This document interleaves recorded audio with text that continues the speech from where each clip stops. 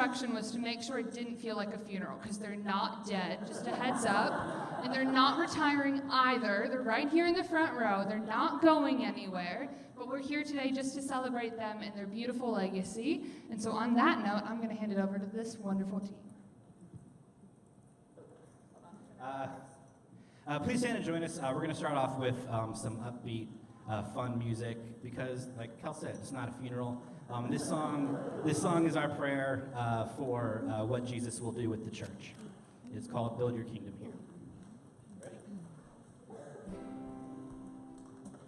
Build your kingdom here. Let the darkness fear. Show your mighty hand. Heal our streets and land. Set your church on fire. Win this nation back. Change the atmosphere. Build your kingdom here. We pray.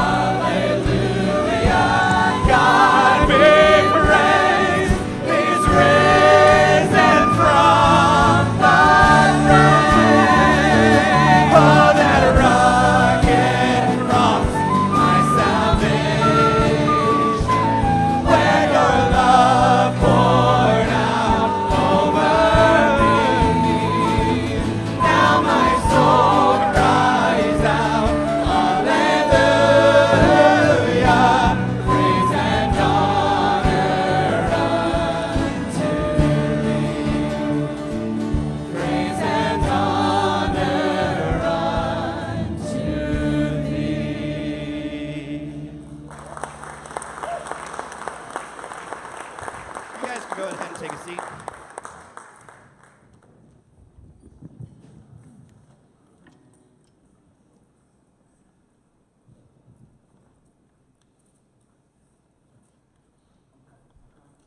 Hey, congratulations on that certificate from Maryland. It's much different than most citations you get from the Maryland, right? I think you still owe the city of Laura $40.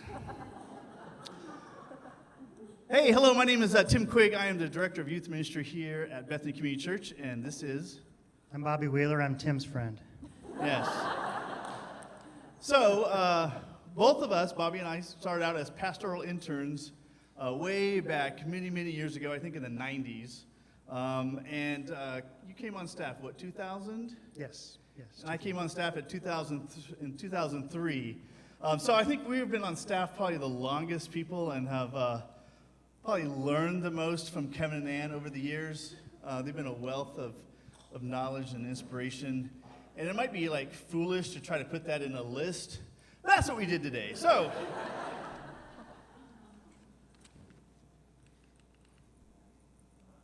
Allie? Help. What? There we go. There we go. All right. Top 10 things we learned from working with Kevin and Ann. That wasn't me. Throwing Allie under the bus. All right, so number 10 should become no surprise, but Ann is way cooler than Kevin. No, wait a minute. Kevin is cool, but Ann is way cooler. Way cooler. Okay. And Kevin way cooler than Bobby. All right, so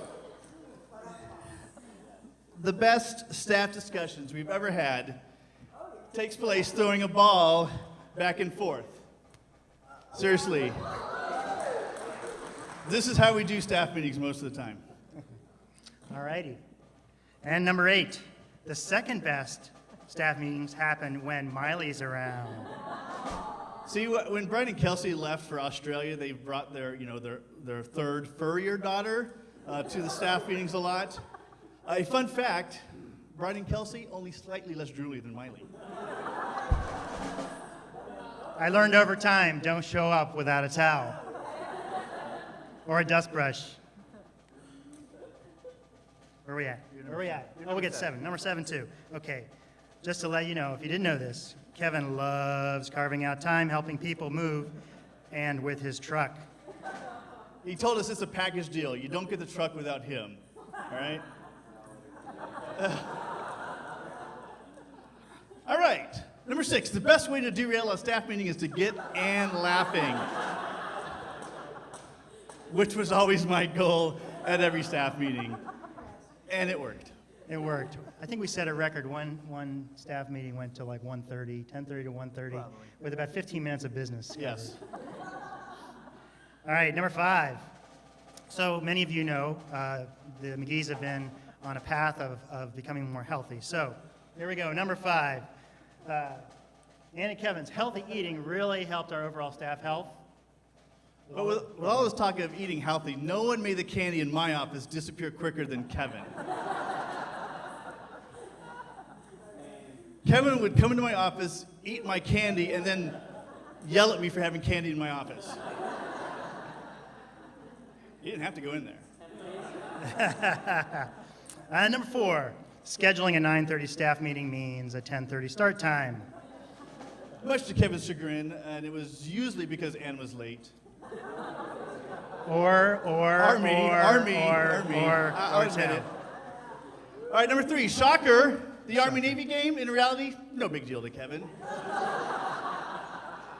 He doesn't care. He doesn't care. It's behind the screen. I know. I was blown away to find it was just up here for sermon illustrations. Number 2. We had number 2 now. Okay. It took 30 years of ministry and a job change for Kevin to finally get a Twyla Paris song approved by our worship team. And we praise God for that. And the number one, wait for it, it comes as a surprise. We just recently find this out. But number 1 thing we learned, Kevin likes boat stuff.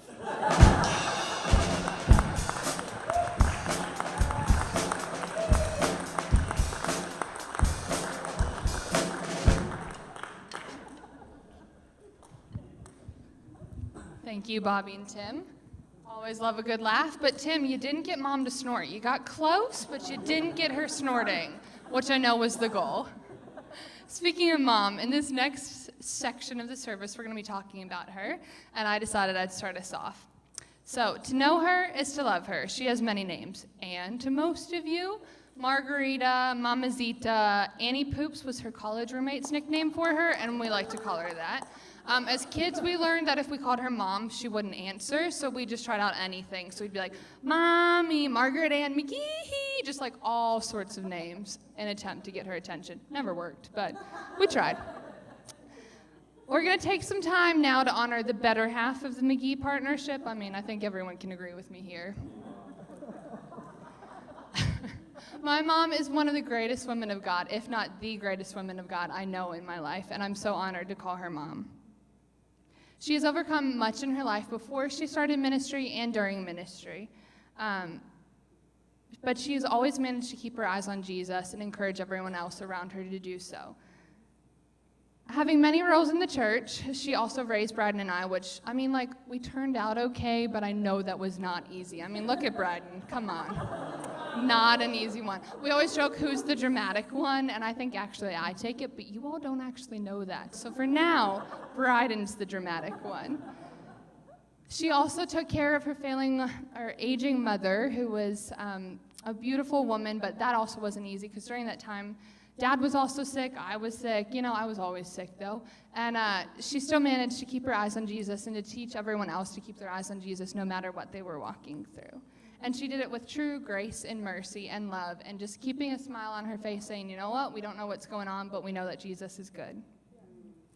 Whether it's talking about sex with young adults, challenging Dad on his stubbornness, calling Bryden and I out when we're behaving like children, championing women in ministry, or leading the church through Dad's illness with Lyme's, Mom always fought for what she believed in and fought for the important things, and we're all so much better for it.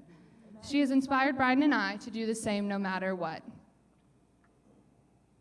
And we are so blessed to live in her legacy and to continue now to do ministry with her as women in ministry. And we're just honored to call her Mom. We love her to pieces, and we're just so blessed to have you in our lives, Mom. So thank you for being our mentor and our mom and our friend and our go-to no matter what's happening, and our Starbucks drive-thru run person. Fun tip about Mom, if you go on a road trip with her, all you have to do is go, Starbucks, and she'll pull off at the next closest one. So on that note, though, I'm now going to hand it off to our three other wonderful speakers about Mom. So Allie, it's all you.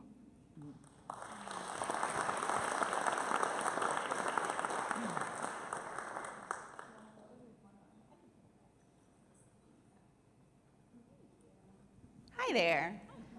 I'm Allie Milner. I am the younger and prettier intern here at Bethany. Sorry, Tim and Bobby. But yeah, so I was an intern here at Bethany as well, and I have had the pleasure of knowing Ann and Kevin and being a part of this church for the almost 4 years now, which is probably an incredibly short amount of time compared to a lot of other people in this room right now. But hey, it is quality and not quantity.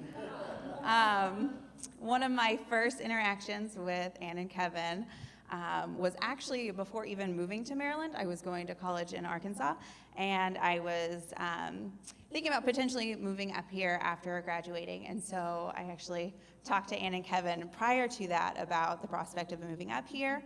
And I learned that they were actually praying about that decision for me before I had even made the decision to come up here. And so I remember getting off the phone with them and thinking, who are these people and why do they care what I do? But quickly after coming up here, I learned that that's just who they are. They are caring and loving people. And that was actually just the beginning of the encouragement and the guidance that they would speak into my life after moving up here. When I moved up here, I had the opportunity, like I said, to intern, and I interned under Ann's supervision.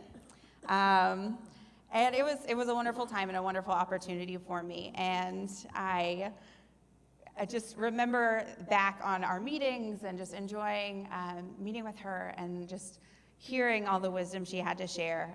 But there were days when I was having a tough time transitioning into life here, and I had a love-hate relationships with our meetings, and because Ann, you have a mixture of mom's intuition and the Holy Spirit, and folks, that is a deadly combination. Because I would come into the meetings and put on a happy face, and Ann would somehow know exactly what was going on in my head and in my heart. And I loved that you did that.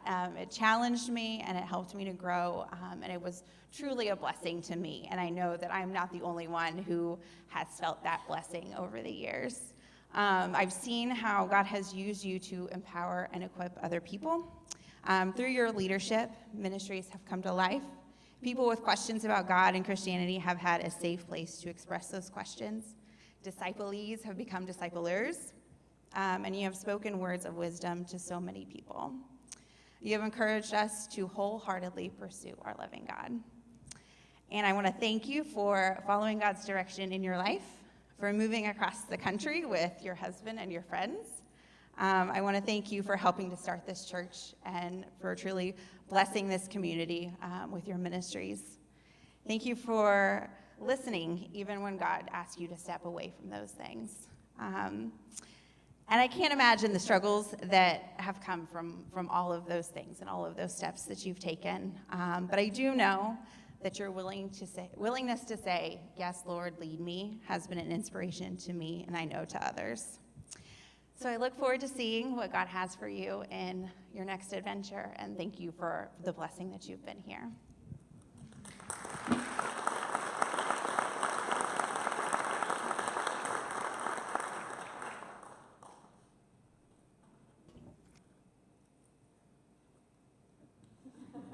She looks real eager right now.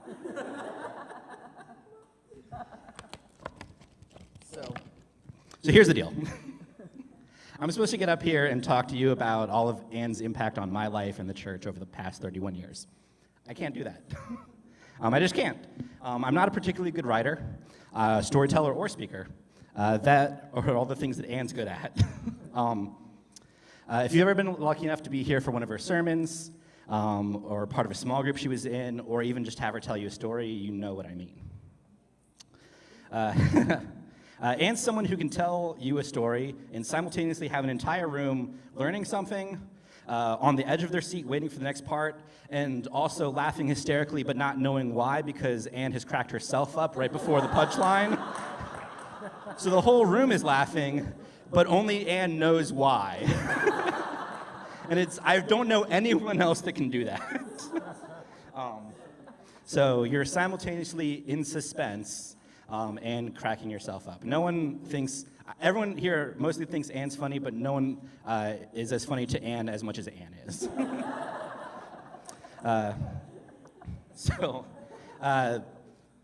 But it's amazing. Years ago, I was lucky enough, not even as a youth, as a member of the youth leadership, Ann came and spoke at one of our youth retreats many, many years ago. And I think it was the first time as an adult, or like a 22-year-old or whatever I was at the time, that I was like, oh, I'm really glad I'm at this youth retreat because this is good for me too. I should also be paying attention. So yeah, it was really great. And I mean, she told stories for days, and this was probably 12 years ago or something, and I still remember that very fondly. And I also can't speak very well about Ann's impact on the church because I don't have the same sense of love and compassion that she has to even see that impact in people all the time and the way that people are affected by her. I can't tell you how many times someone's come up to me, brought up the name of someone in a meeting, and I'm just like, who? Who is that in our church? And Ann will rattle off the names of their husband and their 4 kids and their faith background, and it's crazy. Their faith background and a ministry that they're involved in that I didn't even know our church had. I've learned about ministries that we've had going on for years from Ann talking about other people, because she was so deeply entrenched in everything here. If I'm lucky, she'll get me to figure out who the person is just by saying, really dumbing it down for me and saying, well, it's the guy who was wearing a Ravens shirt the other day. It's like, oh, yeah, I know him. Cool. Ann has a compassion for people and instilling a community in this church that is honestly amazing to me. I was really blessed to be part of the college and young adult ministry when we first started out, and Ann was leading it. That definitely changed me as a person and made me better and more, it just grew my faith in a deep, deep way. I saw this in her time and time again during that ministry. One of my favorite things we ever got to do as part of the church, any ministry I've ever been in, was when we, under Ann's leadership, did our best to do some work in restoring the barn out in the middle of the field out there. Use it as an outreach ministry, this space that was just being used for storage. They used it as outreach for unchurched young people. All the work we did together that summer brought our small group together in a way that was closer than I think any small group I've ever been a part of that before or since. I mean, those people are real great. Hey, Mark. And it was these amazing stuff. Like, I got excited about summer for like I was actually out of school or something. Turns out after college, summer's way less cool. And all of this stuff happened because Ann came to us one night with the crazy idea about using this space to reach people that didn't feel safe in a church. So what if we used a space on the church property, outside of the church, and invited everyone we could? Because of that, we got to host events where we had upwards of like 80 to 100 people, the majority of whom didn't actually go here. And that ministry still pays off, even though we don't do it anymore, because I know for a fact that there are people in this room right now that found this church because of articles that were written about that ministry years after we actually stopped doing it. So thank you for that as well. Over the years, Ann's impacted this church in ways that can't be overstated, whether it was directing the small group ministries or through discipleship, including Starting Point and Foundations, pulling people out of physically dangerous relationships and situations, and making sure that people have been taken care of after surgery, or somebody was just telling a new person, hey, I know someone you need to meet today. And it's also impossible for me to talk about Ann's impact on my life, because my life before Ann was a part of it consisted of a couple of minutes, and honestly, I don't remember them very well. The McGhee's are my family, and they always have been. We've had good times, and we fight like brothers and sisters, even today. And Ann's been a presence in my life to the point where I was actually mad at Bryden before she was born because I no longer fit in Ann's lap. So how can I talk about her impact in my life without even knowing who I would be if she wasn't a part of it? All I can say is that every good part of me that there is something that Ann is partially responsible for. But she's also the one who accidentally taught me to curse, so there's also that. You can blame my giant potty mouth on Ann.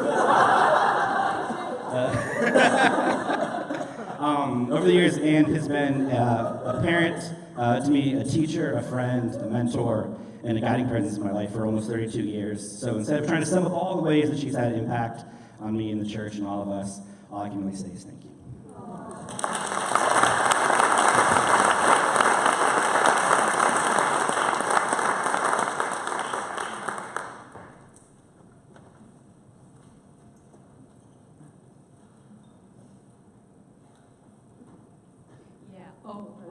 This is the last place you would expect me to see. And that might surprise you because you see me standing right over there, but let me tell you, 3 feet make a big difference.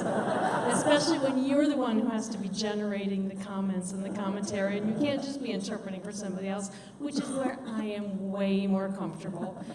So when Andrew contacted me and sent me an email and asked me if I'd be willing to speak on behalf of Ann, I deleted it immediately. There's no way on earth I'm doing this, absolutely not. So I deleted it, and then I spent the whole day feeling a little guilty because, come on, you at least owe him a no thank you, right? But then as the day went on, I couldn't help but thinking that I have to say something. As difficult and as challenging as this is for me, there's no single person who's had an impact on my life like Ann. So I have a lot of specific stories and experiences, but I know all of you have very similar stories and experiences of how this woman has impacted you. It's just been incredible. So, First time I met Ann was at one of the early women's retreat, and back then, I just came to Bethany to interpret. I did not attend, I was not a member, I had nothing to do with this place, I was just the interpreter. So, a little background about me. I didn't grow up in a Christian family, and that's putting it lightly. We were not permitted to have anything to do with the church or those church people. So it was just off limits for me. So I was at this women's retreat, and I'm interpreting, and Ann is telling these stories from the Bible as if she was the character of whatever story it was. And again, I didn't know the Bible back then, so I had no idea what she was talking about, or the people who were involved in these stories, but just her telling of these stories was so moving to me. And I can remember afterwards sending her a note and saying it was just so incredible to interpret for her. Because as interpreters, we're trained to sort of become the person who's speaking. So their beliefs and their values and every nuance about them and everything is who you're supposed to convey to the person who's receiving that information. And so, I didn't own any of that, but to be able to sort of try that on and just be Ann, and it was a realization that, oh my gosh, this stuff is real. Somebody really believes this is true, and to be able to feel that and experience it was just amazing. And so, after the retreat, I ran out and I bought a Bible and I went to the bookstore and, I'm looking around and I thought I got this great deal. So I rush home and I tell Greg, Mr. Finance spreadsheet boy, I'm like, I got one of those BOGOs, right, buy one, get one free. I got the original and the sequel in one book, Old Testament, New Testament, because I never owned a Bible. So I was like, this is awesome. One book, I didn't have to buy two. I'm so impressed, right? So then he bursts my bubble and tells me, no, that's where they all come, all in one. But I'm looking at this Bible and I'm reading it, and I'm just so frustrated, and I'm having such a hard time. None of it makes sense. I didn't buy a thing in it. I had so many questions and so many struggles through it all. And so Ann sits down with me, and together we spend hours, weeks, months, years, she and I together going over every single question, every single thing that I just couldn't buy, couldn't believe on my own. And it was just, there's no other way I think I would have ever gotten to where I am if it weren't for Ann. So in this process, she ends up giving me a gift. I don't know if you remember this, but she gives me this ring. And it's significant, and I can tell you how significant it is because it's been, 10 years now, and this ring has survived every purse purge that I've ever had in 10 years because I carry it in my purse. And for those of you who may not exchange your purses as much as I do, whenever you get a new purse, you sort of go through the old one and you route through everything you have, and where'd this come from, and who put this in there, and this is not mine, and it's survived every single purge. And I don't even have a picture of my boys, Greg and Ellen. However, the ring has survived. So, what does this say, right? I have to get you the inscription because I can't even read it anymore. But what it says is, the big word on the front is courage. And it says, never, never, never, never give up. His power is the power to do anything. It's always in you. And then it says Corinthians. So I looked this up, and I'm guessing, I don't know, maybe 1 Corinthians 16, 13 through 14. And it says, be on guard, stand firm in your faith, be courageous, be strong, do everything in love. And that's Ann. That is so who she is. She's been a source of encouragement, a source of never giving up, and a source of courage for me through all those years. So I just have some examples that I want to share with you of how this has happened. Anyone who knows me knows that I cannot cook. And my poor family, we get by as best we can. Greg does some cooking. Poor Elliot, out of necessity, has also had to learn to do the same. And we've somehow survived, but we do a lot of ordering out, and it used to be that anytime the doorbell rang when Elliot was little, he'd run to the door day or night, whatever time, and shout, "Dinner!" So I think it's still like Pavlov's dog, when the doorbell rings, he probably still salivates. So this is okay for us and our family, but when somebody like had a baby or got out of the hospital and you want to take them a meal, I got nothing but maybe a bucket of KFC and some Pop-Tarts, and maybe that's okay for us, and okay, there's the occasional Rice Krispie treat, but that's another story. Even that has been a disaster. I cannot cook. But never, never give up Ann says, no, we're going to make this happen. So her chicken and cheese casserole recipe, as simple as it is, utter failure on my part to try and cook it on my own. So she sets up a test kitchen and has exact ingredients for her and myself so that together we can put together a casserole, all of 5 ingredients. Nonetheless, it was a success after this process of, so step by step by step, we go through the process of making this casserole, and it's awesome. And the only thing is that we've kind of had to an agreement, so if anybody in the church needs a meal, and you've gotten one from me, thank Ann. And secondly, we've had an agreement that if anybody needs a meal, and she and I are both on the meal chain, I call dibs on the chicken and cheese casserole, because that's all I got. That's all I got. So it's not just been that, but there's also been times that have been a little more challenging, like the time that I had a heart attack 2 years ago. And we're in the hospital, and we have no idea what's going on, and it's early in the morning. We're still in the emergency room, and we're not there more than, 20 minutes, and in walk Kevin and Ann. And I know many of you probably have had the same experience where they're just there. They're there, and they're present, and they're giving you courage and support and a little bit of laughter now and then, and helping out in any way that they can. So unfortunately for me, when this happens, when I have my heart attack, I face planted. And so my face was a disaster. And I had this huge gash right between my nose and my lip that, because of all the, blood thinners and stuff they give you and shots, it would not stop bleeding. And Ann was there, and she'd be like, "Oh, you gotta, So I'd wipe it off. And 2 seconds later, there it is again. She's like, you got it. So we asked the hospital nurse, are there any Band-Aids? And they bring one the size of my right arm. Not gonna fit on my little spot here. We can't do anything. And it's so annoying, but never give up. Ann goes to the nurse's station. She comes back with this big wad of Band-Aids the size of my arm and a pair of scissors. And she sits by my bed for hours cutting Band-Aids the size of my lip. So I have something to hold off all of this disgustingness that's coming out my face. Who does that? I mean, just never, never, never giving up. And not just that was she there for us, but she was also there for Elliot, because poor kid, he's at home, has no idea what's going on, so stressed out. I can't be there as a mom for him, and neither can Greg. And only person he wants there with him during this stressful time is Miss Ann, as she has been there for him so many times in the past. It could have something to do with her meals and her cooking. He may have suggested, maybe, Mom, you should spend a little longer in the hospital because a couple more meals for Miss Ann's not a bad idea.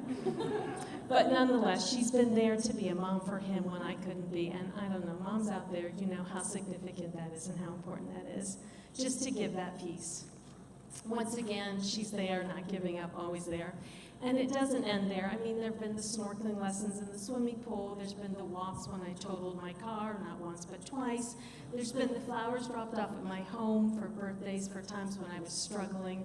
She's just always been there, a source of courage and support. And it's not just in those tangible ways, but it's just the way she is, raw and vulnerable and putting herself out there, talking about her struggles and her stressors, and just being so true to who she is. And that takes courage, and it gives me courage, and I'm sure many of you, to do the same and give it right back to her.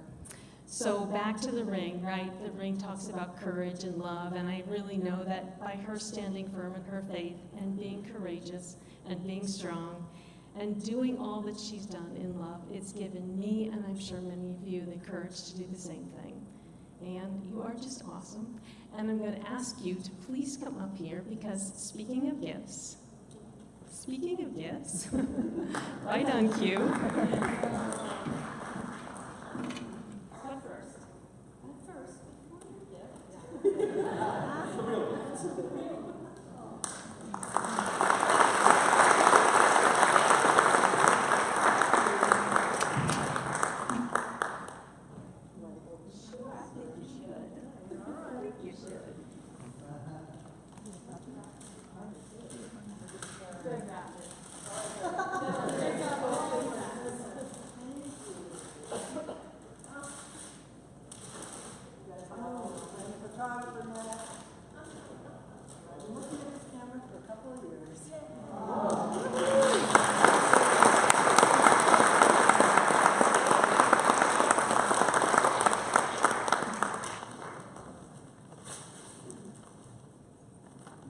thank you all for your wonderful words. It had me tearing up, and that takes a lot. So well done, Carolyn and Andrew and Allie.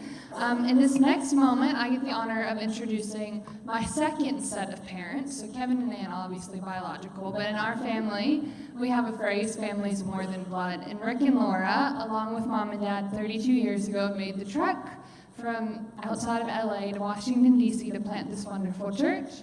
And like Andrew has said about my mom, I wouldn't be who I am, Brad wouldn't be who we are without these guys. So I'm going to hand it off to you, mom and dad, number 2.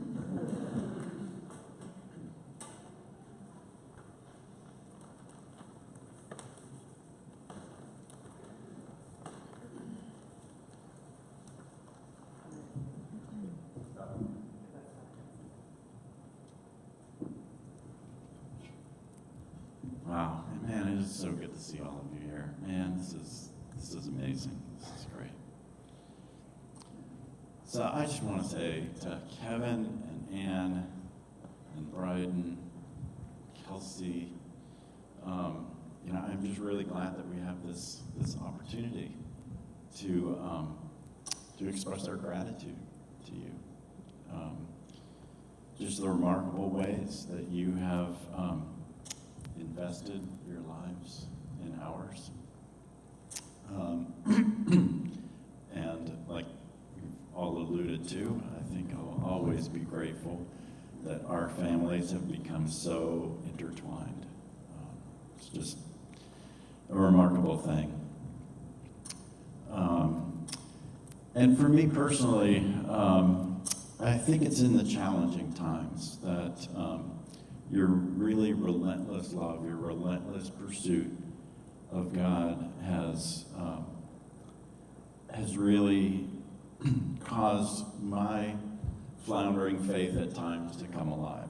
And I'm just so grateful for your steadfastness, your commitment, your compassion, and it's just such an amazing thing to be here and to be able to express this to you.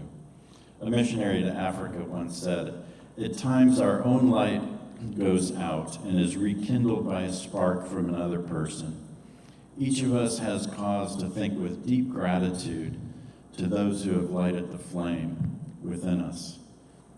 So thank you for being there time and again to rekindle my faith. And I can't help but think about our Christmas Eve tradition here at Bethany, where, Kevin, you light the first candle. Everybody's holding their candles, their unlit candles, but it starts with Kevin. He lights a candle for Ann, and then it goes to Bryden and Kelsey, and then all up along the aisles. And we light one another's candles, and really it's amazing until the whole place is filled with that candlelight as we're singing Silent Night together. And I just see it as such a vivid illustration of your lives, what they have always been about and what they will always be about is just bringing that light and that life to others. And I think that the best way that we can express our gratitude to you and to commission you onto your new adventures is to commit our lives anew to live out the words that Jesus spoke in Matthew 5:14. You are the light of the world. The city on the hill cannot be hidden. Neither do people light a lamp and put it under a bowl. Instead, they put it on its stand, and it gives light to everyone in the house. In the same way, let your light shine before others, that they may see your good deeds and glorify your Father in heaven. So Kevin and Ann, Bryden and Kelsey, may the light of Jesus that you have kindled and rekindled in our lives continue to shine through you and through all of us for all the world to see.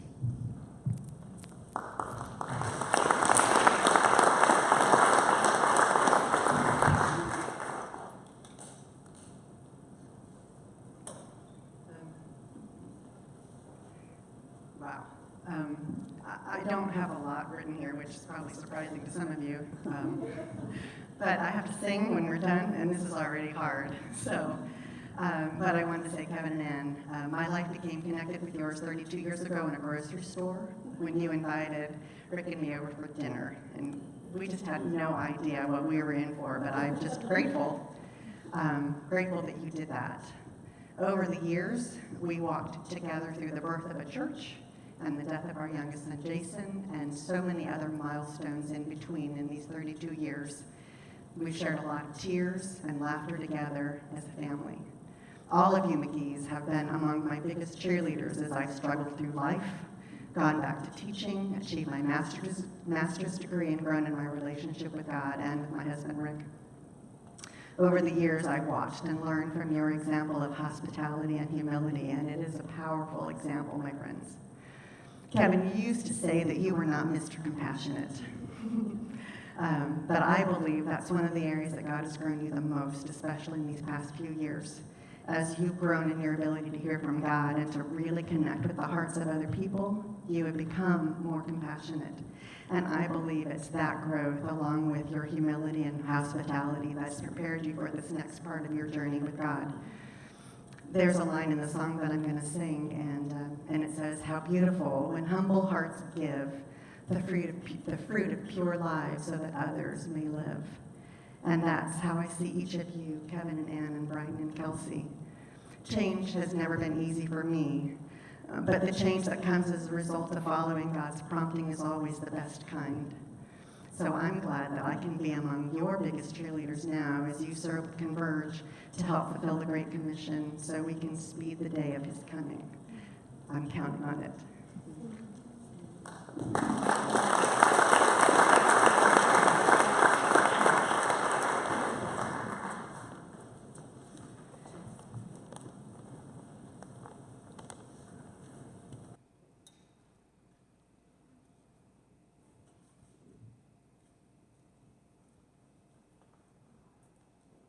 And it's Twyla Paris.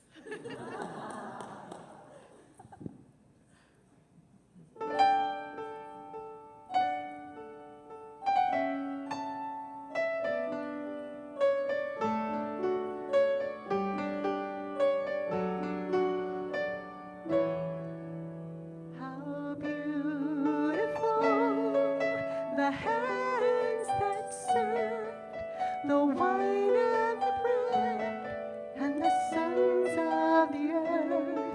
How beautiful the feet that walked the long dusty road and the hill to the cross.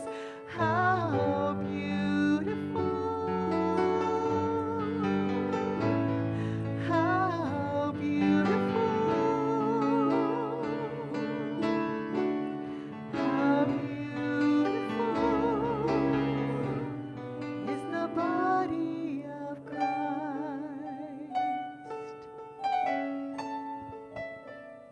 How beautiful the heart that bled, that took all my sin and bore it instead. How beautiful the tender eyes that choose to forgive and never despise. How beautiful, how beautiful, how beautiful is the body of Christ. And as he laid down his life, we offer this sacrifice, that we will live just as he died, willing to pay the price, willing to pay the price. How beautiful the radiant bride who waits for her groom with his light in her eyes.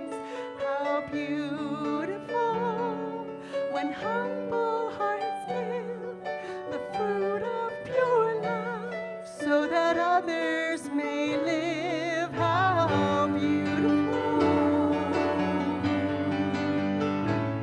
how beautiful, how beautiful is the body of Christ. How beautiful the feet that bring the sound of good news and the love of the King. How beautiful the hands that serve the wine and the bread and the sons of the earth. How beautiful, how beautiful, how beautiful is the body of Christ.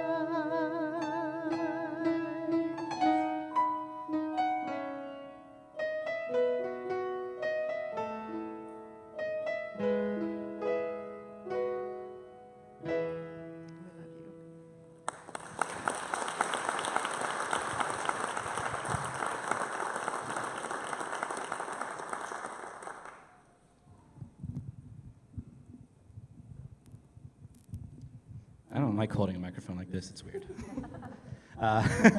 There's nothing in front of me. So we've talked a lot about Kevin and Ann, but we have not given enough thanks to Brighton and Kels yet. So we wanted to bring you guys up here real quick. I may have lied to you about why I was going to be on stage for this part. It is not the first time I've lied to you, and it will not be the last. But we just, as a church, we wanted to give you these flowers because you guys have put up with a lot for us and the church, and me in particular. So thank you guys so much. So thank you guys so much.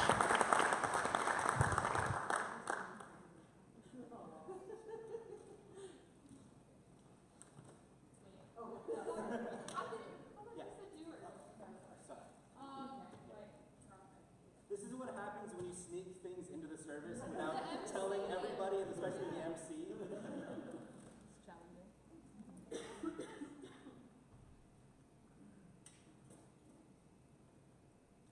We're going to shift gears now, and we're going to talk about my dad. And so it was really funny when Dad and Mom asked me to speak. Mom was like, only talk about your father. And Dad was like, only talk about your mother. And so I was like, well, I'm talking about both of you, and you all don't have a say in it. So for a few months now, I've known I was doing this, and I just couldn't figure out what I wanted to say about either one of them, let alone Dad, but both of you, because you both have meant so much to me. And I took a Corinthians class this year. I'm in a Bible college right now. And on the last day, I was really struck by something our trainer said. And she challenged the class based off of Paul's words and said, if you've been in ministry but you never suffered, were you truly doing ministry? And Paul in 2 Corinthians, in the last few chapters, begins to boast of his sufferings for Christ. And he just shares through it, and if you look into the context of it all, it makes sense why he's boasting about it. I won't go into that now. We don't have time for it, and I don't want to bore you, though it's quite interesting. But today I thought I would boast of a few things that my dad has suffered through for the glory of Christ and for this beautiful church. Though I do admit I wanted to just tell embarrassing stories about my father the entire time and extract my revenge of 25 years as sermon illustrations. So I thought about the time Dad threw Josiah through the lamp, or the time he had a sermon entitled Junk in the Trunk, and he didn't know the pop culture reference for that, which meant a large bum. And so, sorry, slipping it both in. Dad, you first suffered through leaving your lifelong dream of being a career military guy. We've got Captain Guy sitting here, your college roommate at the Naval Academy. From the age of 6, Dad wanted to be in the Navy, but then he became a Christian and he answered the call of God to become a church planter and now to continue and become a missionary and lead other pastors, which is just incredible. And clearly we all see the fruit of your suffering in that, in the fact that we have so many people here from all over the country who've traveled in, and your sacrifice has brought God so much glory. Second, you've remained faithful to Mom and to us and to your church through difficult times. No matter what the season was, whether it was in the high school days at Laurel High, whether it was at the Route 1 building, when you were sick, or when we left you for Australia. And our family, we always have a joke like, "You're leaving me," because Dad used to leave for meetings all the time. But the beauty in that is he was serving you all, and we get to see the fruit of that, and it was totally worthwhile sacrifice. And finally, I'll close with this. Today, you sacrificed your other child. Yes, Bryden and I are your children, but your firstborn child is actually this church. And you sacrifice that as you answer the next call in your life to go and to reach these unreached people. And we realize that's not an easy sacrifice for you. For 32 years, you've poured your blood, sweat, and tears into this church, and we're all so grateful for it, but we also know it's not easy, but we know that God's kingdom will be glorified. We know that the kingdom will come to earth sooner, and we can all be in heaven with Jesus and off of this broken earth, or on the second new earth. Depends on what theology you want to look at. We won't get into that today. Thank you for loving us all so fearlessly, Dad. Thank you for heading up the ship of a church. We know it's not easy. We know it doesn't have the same command structure as a Navy ship. But we're very grateful for all that you have done. Thank you for embodying what authentic suffering for Christ looks like. Thank you for loving Bryden and I, and for showing us what a man of God looks like, and for setting that example in our lives. Speak on both of us. We love you greatly, and we're just so honored to call you Dad. So now, though I could talk for days about both of my parents, I'm going to hand it off to our other speakers. So Holly, you are up, and you're on side of stage.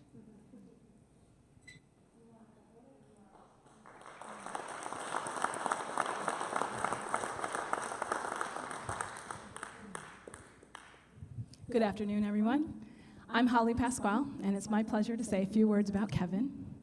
First, let me tell you a little bit about me so you know why I'm standing up here. Some of you know me, some of you probably don't. My husband, Bert, and I came to Bethany in the spring of 1994 to the Bethany Community Church building on Route 1. I was fresh out of grad school, a brand new teacher, and Bert and I were newly married. Babies. We actually had pretty much decided on another church, but visited Bethany and never left. At that point, we had been looking for a church for about 8 months, and we were looking for a safe place where we weren't the anomaly attracting the hostility to our newly minted interracial marriage.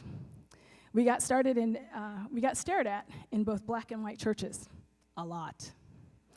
Our first Sunday at Bethany, we arrived and immediately drew attention to ourselves, since we were the only ones clapping. That still happens. Bethany was welcoming, and we could just get to work. So I grew up as a Christian Scientist, and I came to faith through the campus ministry of InterVarsity Christian Fellowship. This is significant because I wasn't raised in a church with a pastor. And during my college years, I was a transient member of a couple of different churches, as college students tend to be. However, I was pretty familiar with the imperfections of pastors, since my mom was happy to share some of her poor experiences. So I have served here at Bethany on the worship team as a volunteer, then as paid staff, and now I'm a volunteer on the worship team. Again. So all this is to say, I've been here a while and in various roles, and have seen some things. So, Kevin, Pastor Kevin, Reverend McGhee,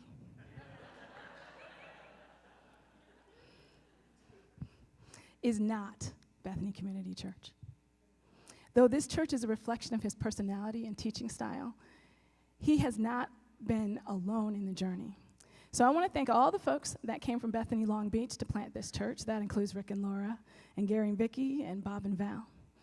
Kevin is the vessel that God chose to use to lead us to this point in the journey.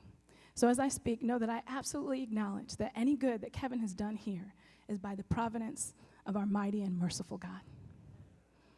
So as I began to write this talk, I realized that Kevin has been my pastor for nearly half my life. I don't easily trust many people, so this is significant. It was significant for me as I realized this. I could probably tell you most of his sermon stories. Chainsaw, check. Navy story, check. Catching football after sitting the bench in high school, check. Navy, football, Navy. Life verse, 2 Timothy 2:2, check. He's the real deal, y'all. The kind of pastor that is not going to make headlines because he's doing right.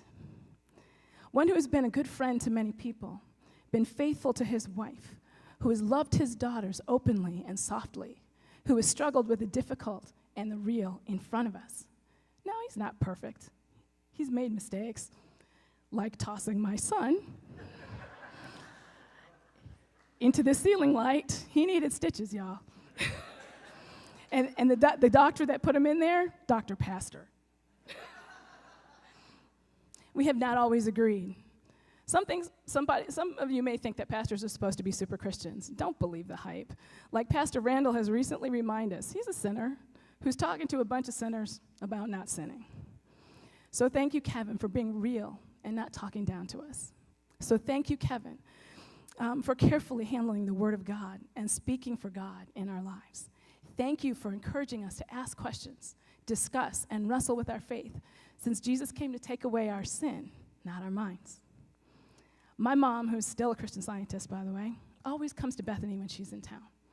She's told me on more than one occasion how she respects Kevin's study, knowledge, and teaching of the Bible. Bethany, and specifically Kevin's teaching, has been a refuge for many of us. I realize it's actually been a privilege to place myself under the authority of this church, with Kevin as our lead pastor. So, the word pastor means shepherd, literally to feed and care for sheep. It seems weird that sheep would honor or thank the shepherd, but we are not ordinary sheep, and we are not easy sheep. We have sheep chilling out in the pasture, some sheep hanging out on the perimeter, sheep fighting with other sheep.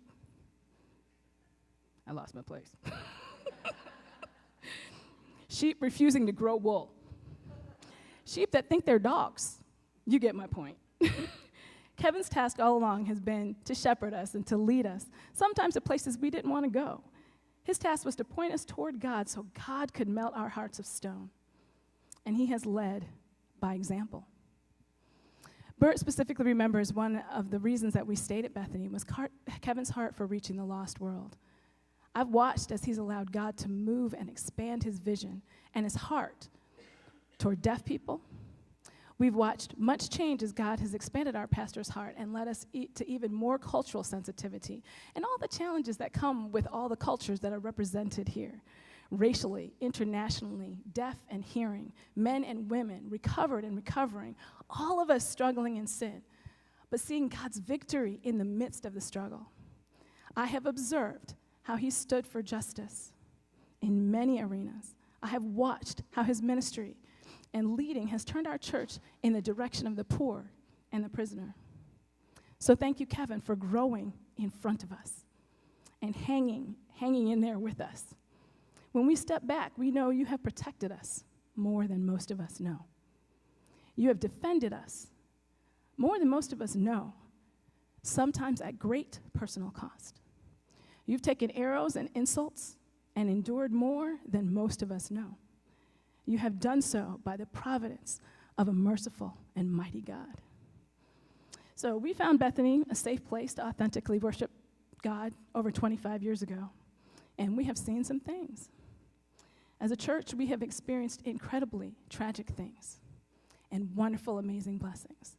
We have watched friendships fall apart and marriages die and people leave in anger. We've also seen God's miracle of physical healing, financial provision when we didn't know where the money was going to come from. We have seen addictions healed and friendships and marriages restored. God provided when we didn't know how it was going to happen. Grace upon grace. You feel it more keenly when you've stayed through it all. Some of you know what I'm talking about, especially at an imperfect church. An imperfect church that loves imperfectly. But when I step back, I realize as difficult as it has been to walk through our personal tragedies, Kevin and a few others have walked through everybody's. The simple and the unimaginable for hundreds of us. Illness, loss, too many explicative funerals. Most unexpected. Our marriage has sat in the 2 chairs in Kevin's office. Some of you know what I'm talking about. He's seen many of us at our best moments, but many more of us at our worst moments. He's shown up either way when it's been hard. And he didn't bear those sacrifices without cost to Ann and his daughters. So thank you all for your sacrifices. Thank you for holding in confidence the weight of so many personal struggles and heartbreak. We know it's true, but we don't think about it. When people leave the church, it hurts. When people give in to their failings, when people you know you've invested huge amounts of time and energy and money and heart, it hurts. When people gossip and complain or downright betray you. When your personal life is personal and profoundly difficult, but you still need to show up for other people's problems. When folks just act dumb, and you still have to behave because you're the pastor. Thank you just doesn't seem to cover it. But please hear the deep gratitude of the people of Bethany, past and present. Before I close, let me say to my Bethany, I told Kevin he would always be my pastor. While that's true, it doesn't mean that I will be running to him instead of our new pastor when I'm struggling. I will embrace the change of command that God is sending. I will not keep looking backwards and compare, but expect the challenges, even adversity, that comes with change, because God is refining us and bringing us new joy. Fresh water from old wells, if you will. So now's not the time to be sheep on the edge of the pasture. I'm going to kind of mix my metaphors here. All hands on deck. Change is difficult, so let's close rank and open our hearts. Love each other more. Welcome new people and love them in. I'm praying for a gospel movement among every least reached people group in our generation. Kevin, you will always be my pastor. Since you have been that nearly half my life, not that I'm not excited and ready to love and serve the new pastor that God will send, but by way of saying the footsteps you have left in my life have led me toward the Lord. And God chose you for the task. And so for that, I'm deeply grateful. So let me finish with this prayer that is also the last verse of the Navy hymn. O Trinity of love and power, our brethren shield in danger's hour, from rock and tempest, fire and foe, protect them wheresoever they go. Thus evermore shall rise to thee glad praise from air and land and sea. So Kevin and Aaron, fair winds and following seas for the journey ahead. We love you.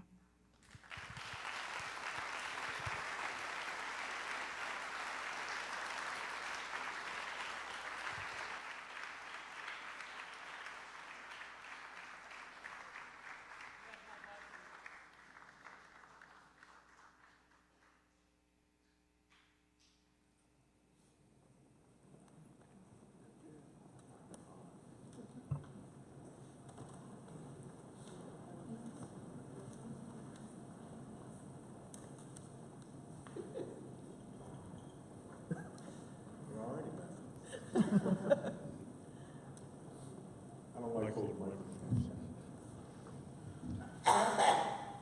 Hello. My name's Ken Collignon, one of the elders here, and like Carolyn said, I got this strange email a few weeks ago from Andrew, and I didn't delete it, but I felt like deleting it. I'm like, my gosh, man. What is Kevin getting back at me somehow here? Public speaking is not my thing. So. But I thought about it, and I figured it's a good honor to be here right now to talk about Kevin, my pastor, my friend. And I do consider it an honor, really. I first met Kevin in 1996, middle of the year. I think that's when I became a believer, and so I was a brand new believer then, and I didn't know hardly anything about the Bible, and unfortunately, I still don't know a whole lot about the Bible. I'm learning every day. So, and I always thought Kevin would be my first pastor and my last pastor. But then he approached me last summer, I guess the latter part of the summer, and I had a private meeting with Greg and I. And, he shared with me what God's been speaking to him about becoming a missionary, which is one of my passions too. So, and he seemed so sincere about it and everything. The elders, we all blessed that, and just encouraged him to go forward with it.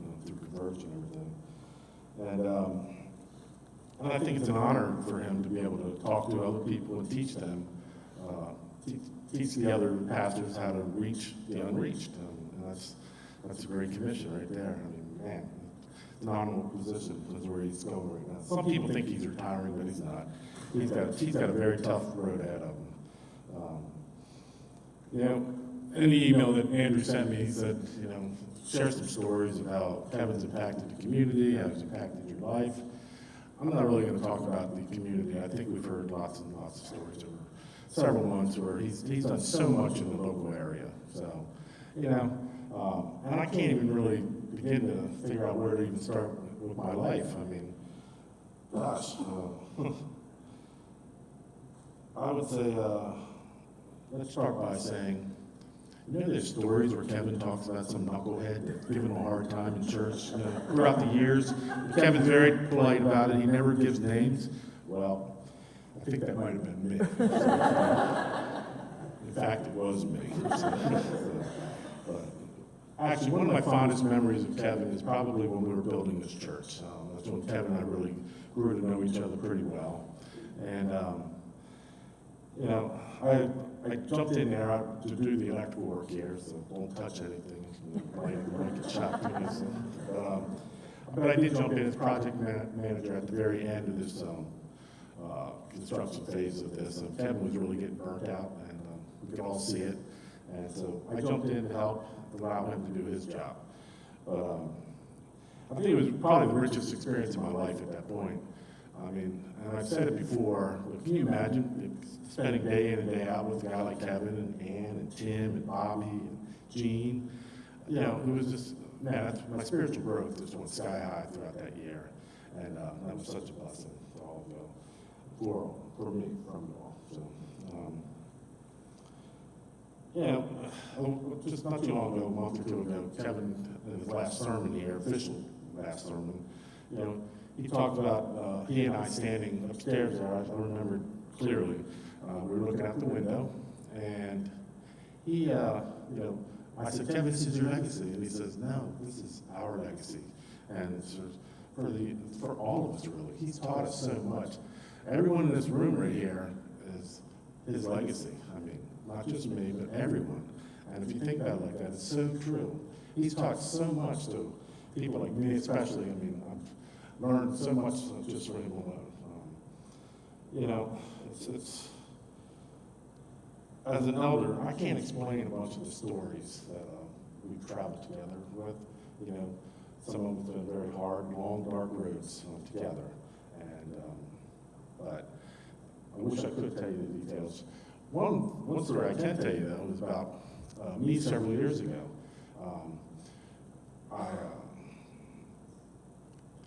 I truly just lied to Kevin's face about some things that were going on in my life, and I was being that real knucklehead at that point, and a whole lot worse. I just about gave up on the church and everything, and I had to repent. I came to my senses finally. And I came back, and Kevin smiled, and he shook my hand and gave me a hug. He said, "We got some work to do here to repair our relationship," but it was that kind of grace and forgiveness. That's Kevin I love. Over the years, Kevin's he's buried my father, buried my mother, and buried one of my brothers. That too is a level of sacrifice that his daughters and wife have given, to everyone over the years through many funerals, different things, hospital visits. Thank you all. You three right there. Thank you very much for allowing him to do that part of his job, and he does it so well. Let me see if I can find my notes again. I think one of the biggest things, though, is more about just forgiveness, grace, encouragement. That's what I would label Kevin as. He's a big encourager, great visionary. I wish him the best. I wish all of y'all the best in going forward. I still plan on seeing you all often, so I don't think that's going to be an issue. And thank God here that my speech is shorter than everyone else's. So I'll close it at that. How's that?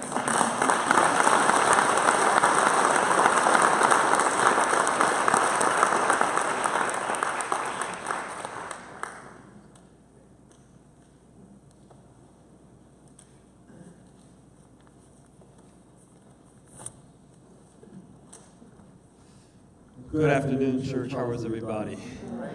I'll tell you what, this is hard to follow that act. These stories and it's just incredible. And Pastor Kevin, I don't know how I'm going to follow those because what feelings and touch that is.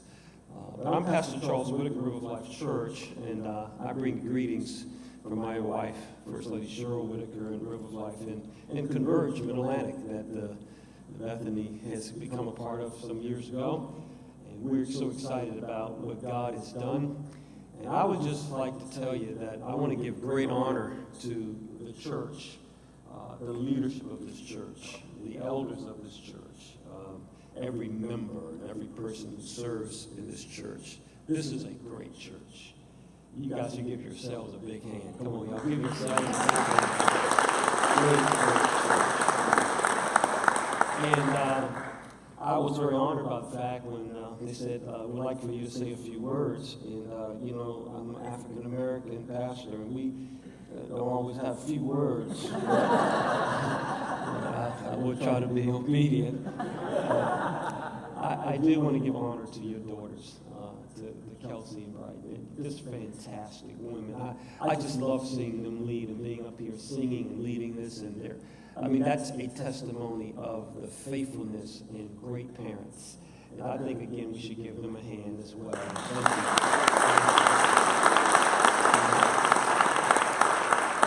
And to Ann. Ann is an incredible woman of God, and my wife loves Ann. If y'all talk about Ann, she will come in here and fight y'all over Ann. But no, she really does. They have such a wonderful spirit and kindred spirit together. And so we're very thankful. I just want to say a few things that I really want to say about Kevin that has really blessed me and blessed all of us at Converge. First of all, Pastor Kevin is a guy that is a tremendous, tremendous resource. When he joined Converge, we knew that he and Bethany would not only be blessed, but we would be tremendously blessed. And he started coming to our first lead team meetings, and we would hear Kevin talk. We was like, oh my goodness, we're going to be blessed by having him on our team. And it has been a true blessing to have him part of our team. But I would like to say that he is truly a pastor. He has been a pastor to this church, and to look at his leadership, to look at what he has built by God's grace and God's mercy. It's not easy to lead people. It's not easy to lead knuckleheads. It's not easy to lead hard-headed people. It's not easy to lead. Amen. Thank you. But it's a testimony of his leadership, his pastoral leadership, his leadership of care, his leadership of times having to be tough as a pastor, his leadership to be able to build and leave something. Legacy is not just what a person leaves to you, it's what they leave within you. And Pastor Kevin has left something within this congregation and in the lives of even all the Converge pastors that is tremendous.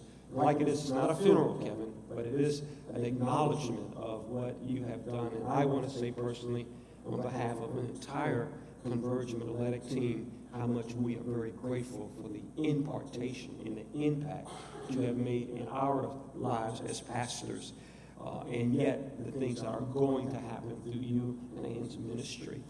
This is a tremendous opportunity, and Pastor Kevin has left such a mark on this community and the Washington, D.C. area. I mean, many of you all know that, and if you've heard those comments, but as pastors, we are very grateful for the commitment that you have shown in knowledge and resources and prayer and encouragement. Just incredible. And for that, we are very, very thankful. And so, as you get ready to start into this new venture, we are very thrilled because we know that the devil is very scared of what God's going to do. And we love that. We love to put him on the run. Amen. I have a little Pentecostal charismatic background, so we like going devil hunting. But I really appreciate that Pastor Kevin and Ann have taken a step of faith. And I believe if he could have done that 32 years ago, giving up his career in the Navy, making the step to move from California to this area, and look what the Lord has done, can you imagine what God's going to do for the next chapter? We are very excited for you, Kevin. We're very thankful for you. And we believe that this is really you being used by God to stimulate pastors unto good works so that we can fulfill the Great Commission. I really feel that this is the apostolic calling that you're stepping into. Many people may not understand that, but it just simply means that he's going to be working with leaders, equipping leaders to be able to take the gospel around the world until we can reach the unreached and see people come to know Jesus and bring Jesus back quicker. Thank you, Kevin. We love you. God bless you. Amen.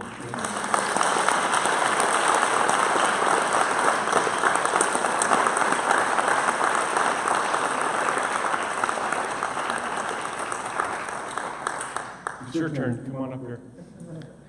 So, I just want to let them, Kevin and Ann, know that these gifts are from everybody. And I want to thank everybody who so generously gave so that these gifts could be given to them.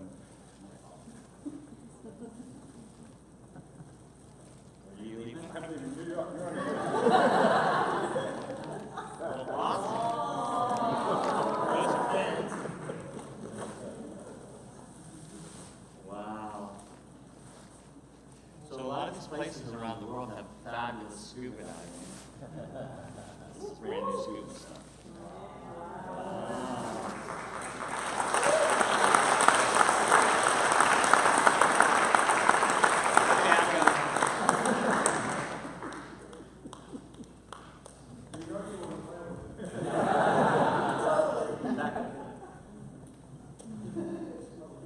It's actually my turn now, but I'm going to keep that for just a second. Can you take that one? Because I think we're done with that one for at least the next 4 things, or a little bit. I need to unlock my phone. Should have done this, wasn't prepared. Sorry, guys. If you don't know me, but I'm pretty sure everybody here knows who I am, I'm Bryden. I'm the eldest daughter of Kevin and Ann, and second daughter to Rick and Laura or whatever. But I couldn't escape from saying a little something. I'm going to sing in a moment, so don't worry, that's going to still happen as Dad requested. But I thought I would actually explain the song that we're going to be singing next. So I'm going to invite the team go ahead and get ready, because this won't take that long. But the title of the song that we're going to be singing now is a song called New Wine. And the irony is not lost if you know my dad that we're singing a song about wine, because he's a teetotaler. This song, just the words wine is repeated a lot. But it's just a little bit ironic. But what's so special about this song is that I really do think it fits for where not only my parents are going, but where us as a church are going. As we've heard already, Mom and Dad, or Ann and Kevin, along with Rick and Laura, they made many sacrifices to get to this point. They left a supportive church community, their family, their friends, prized naval career, in order that the kingdom might be brought closer. And just as a grape is changed into wine, so too did they. They had to be crushed and pressed, as so have we. Each of us has had to go through different things as a result of their sacrifice, because our spiritual shape has changed because of their sacrifices. But here's the best thing about this. It's happening again. We get to change again. For those of you who don't like change, I'm one of those weird ones who do. I'm sorry, I just do. That's why I moved to Australia. But this is one of those things where we get to see God's movement again. And so as a Bible major now twice, I did my degree and now I'm back at Bible college, I have to give a little bit of a Bible lesson in here. So Jesus' first miracle was turning water into wine. What's fascinating about it is that we get to know what he was mirroring what Moses did when his first miracles of turning the Nile into blood. Which essentially God was saying in that moment that I'm starting this new covenant with the Israelite people. And Jesus, by turning the water into wine, was saying, I'm bringing in a new covenant. I'm no longer requiring the sacrifices that you've known before, but I'm now bringing joy and blessing and abundance, because that was what wine represented in the first century. And so for us, though it's hard and though we're a little bit sad, we're also really excited to see what God is going to do by bringing joy and abundance and blessing as long as we offer ourselves up as a sacrifice. So I'm going to start this song, but as you feel comfortable, please join in, because it is about all of us picking up the torch and carrying it further. So, thank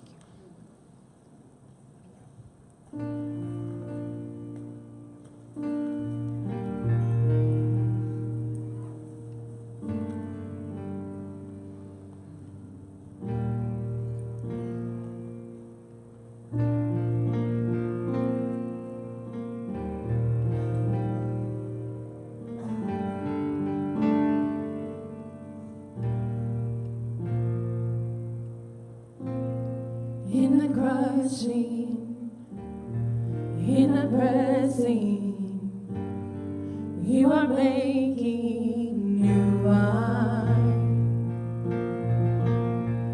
In the soil I now surrender, you are breaking new ground.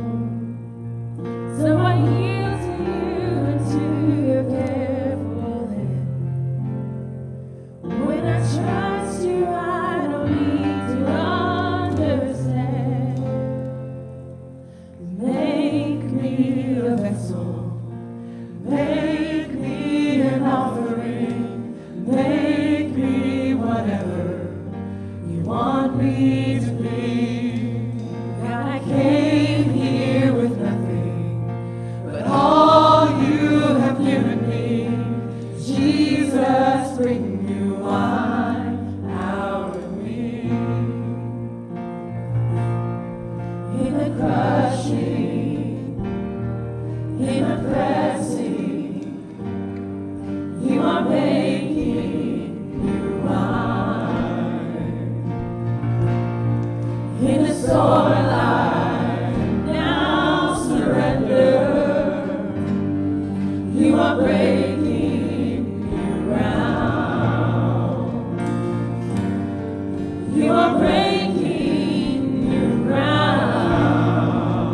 So make me a vessel, make me an offering.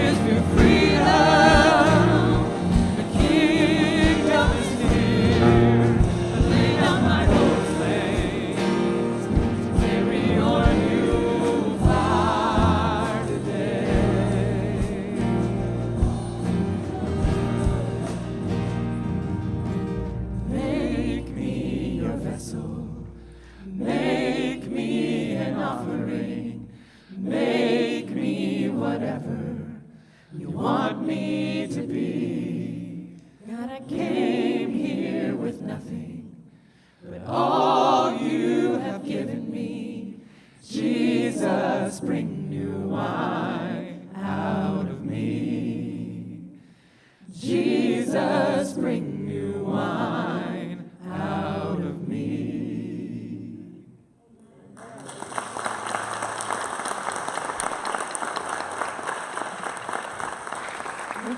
Thank you all. So we're now going to change sort of the order of the service, and that we're going to switch from the honoring and remembering of all that they've done, and we're instead going to look forward to the future. So join with me as we look to the screens and watch a short film about what Dad's going to be doing. And then after that, Dad's new boss, Ivan, is going to get up and share a little bit about it. And let me tell you what, this man is an incredible leader. We had the privilege of meeting him when he was in Australia, down under. And he took Bryden and I to dinner, which, like, as broke college students, you're always grateful for.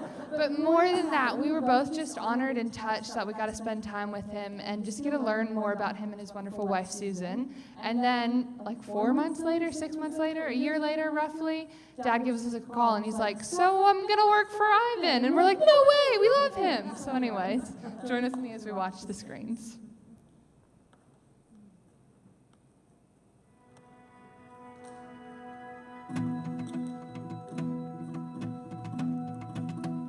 Jesus told us 2,000 years ago that our mission is to go and make disciples of all nations. He also promised us that only after we accomplish that task will we receive the blessing of his return. So, how are we doing accomplishing our mission? To answer that, let's classify the 7 billion people on the earth today into 3 groups. Let's start with the Christians. About 33% of the world's population would identify itself as Christian. We call this segment of the population World C, C for Christian. It's important to remember that not all of the people that fall into World C are true believers in Christ.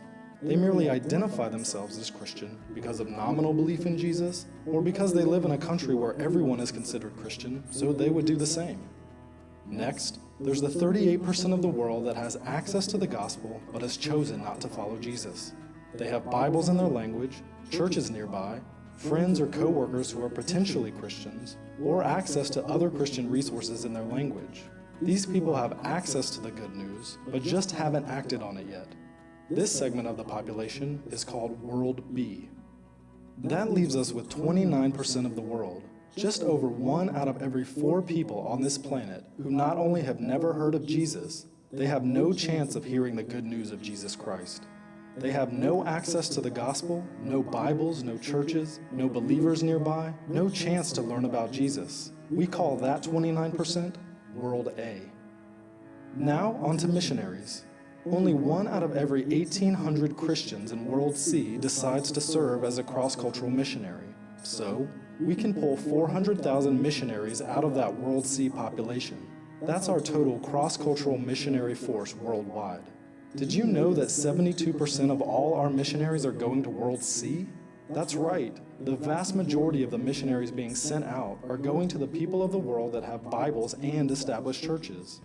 25% of the missionaries are sent to World B, where there is already some access to the church and to the Bible. That leaves only 3% of the total missionary force to handle all of World A, the section of the population without any chance of hearing about Jesus. 29% of the world has no way to hear the gospel, but we're sending only a tiny portion of our Christian workers to them. What about finances? Annually, all those Christians in World C earn a total of $42 trillion. And together, they give about $700 billion to Christian causes each year. That includes everything: Christian nonprofits, churches, youth programs, missions, etc. Can you do the math? Less than 2% of Christian income is being given to Christ's causes. Out of that $700 billion given to all Christian causes, only $45 billion is given to missions specifically. That's a little over 6%. In fact, there is more money reported embezzled from the church each year than is given to missions. Remember those 400,000 missionaries? We have $45 billion to support them and their cross-cultural work. But how exactly is it allocated? Well, $39 billion goes to World C every year. Yep, 87% of that missions money is being spent in areas of the world that have Bibles and churches available. 5.4 billion, or 12%, goes to World B each year, those that have access to the gospel message but have rejected it. That leaves only $450 million, or 1% of all missions money going to World A, the least reached people of the world. To put that into perspective, annually Americans spend more money on Halloween costumes for their pets than gets sent to World A. To summarize, only 3% of our missionary force, armed with only 1% of missions giving, is going out to reach the 2 billion people who don't have access to the gospel. 2 billion people are still waiting for the good news of Jesus Christ. So here's a question for you. What are you going to do to change that?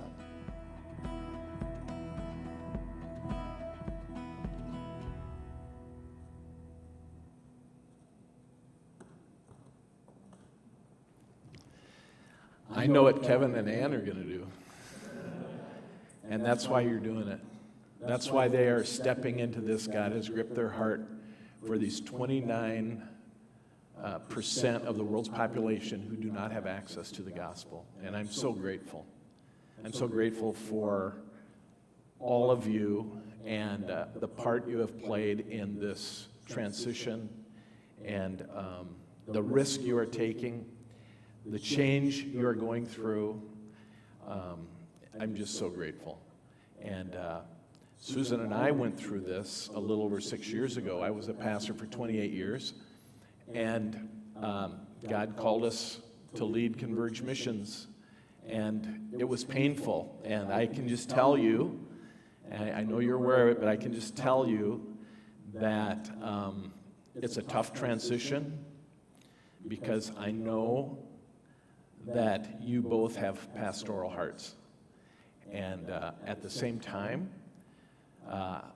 as you go through this process of stepping into a new kind of ministry, which is so exciting and so needed, we'll get to that in a moment, God will chip away at you. He will chip away things that you thought were solidly in place. He will prune you. He's still pruning me a lot. And John 15 says, the branch that bears fruit, isn't that good when a branch bears fruit? When a grape branch bears grapes, that's good, right? And John 15 says that then the Lord prunes that branch so that it'll bear more fruit. And I find it so fascinating that for those of us who are bearing fruit, that's wonderful, but God always wants us to bear more fruit. And I think in this season of life, God is going to put you through a pruning process that will be painful, but it's going to produce so much fruit. And I'm just so excited about what God is going to do in you, with you, and through you. And I'm excited to be on this journey with you. By the way, I am Ivan Veldhuizen, and I lead the missions department for Converge. And I do send my greetings from President Scott and First Lady Lisa Rideout. And I also send my greetings from our whole international ministries team and our missionaries all around the world. We're just so grateful for what you're doing. We know that this is not the easiest road to take. But we also know that God's called you to this. Because you wouldn't do it unless He really gave you the call. Paul, the Apostle Paul, went through a transition as well. In Romans chapter 15, he talks for a portion of Romans chapter 15 about what he has experienced in ministry in his life. And then he comes to verse 17, and he says this: in Christ Jesus, then, I have reason to be proud of my work for God. And I think what we've heard today so far has been so beautiful and so powerful. And Kevin and Ann and Kelsey and Brian and Braden, you have reason to be thankful. You have reason to be proud in a good way. because God has used you in such phenomenal ways. And so Paul says this too. I am so thankful, I'm so proud of the work that God has given me. But it's because you have been faithful. And in the end, or the next verses, verses 18 and 19, Paul says this, "For I will not venture to speak of anything except what Christ has accomplished through me, by word and deed, by the powers of signs and wonders, by the power of the Spirit of God, so that from," and I'm going to change this just a little bit, "so that from Laurel, Maryland, and the way around to the District of Columbia and beyond, I have fulfilled the ministry of the gospel of Christ." And so we've celebrated today already the way that God has used you, the things that God has accomplished, just a few of those things. And we are so grateful for the way God has used you. In verse 20, however, Paul moves into a little different mode as he's writing about himself. And he says, okay, I look at all of these things in this ministry that Christ has given me. And then he says, and thus. In other words, and as a result, or because this has happened to me, now this is what is to come. And thus, I make it my ambition to preach the gospel, not where Christ has already been named, lest I build on someone else's foundation. So there's a cause and effect here, and it's simply this. When we are obedient to Christ, when we're obedient in a long direction, there is this deep and holy and profound work that God does in us. And in your cases, he has called you to a new direction and a new level of helping to see the Great Commission accomplished in our lifetimes. And it's a beautiful thing. And it is, I agree, an apostolic calling. You will be working all across the United States and sometimes in other places in the world to lead leaders and to call pastors and to challenge churches to engage in effective ways and in the right ways to reach the unreached peoples of the world, those listed in all of these banners on the side wall, to be a part of bringing the gospel to those who do not have the gospel. And I love the way that Paul writes this. He says, and thus I make it my ambition. There is intentionality in this. And I'm just telling you, you all know that Kevin and Ann are both very intentional people. Well, he has brought that intentionality into this role already. And I am amazed for someone who really hasn't started in this role yet, all that you have already accomplished, because you have made it your ambition to be a part of seeing the gospel preached where the gospel has never been before, to see the name of Jesus communicated to people who have never heard the name of Jesus before. And you are seeing that happen, and you're going to see that happen in incredible ways. So I'm excited about this apostolic calling, as Paul had to travel from church to church to church to help them engage in the most effective way, in the most profound way, to see the greatest results for the kingdom of God and for the glory of God. And you're going to be seeing that. So I'm very, very thankful for this. And then in verse 21, Paul writes this. He quotes an Old Testament verse from Isaiah 52. As it is written, he says, those who have never been told of him will see, and those who have never heard will understand. God has called you to this special role to be a part of the flow of God's plan, his determination that every people group in the world will have an opportunity to hear, know, and follow Jesus.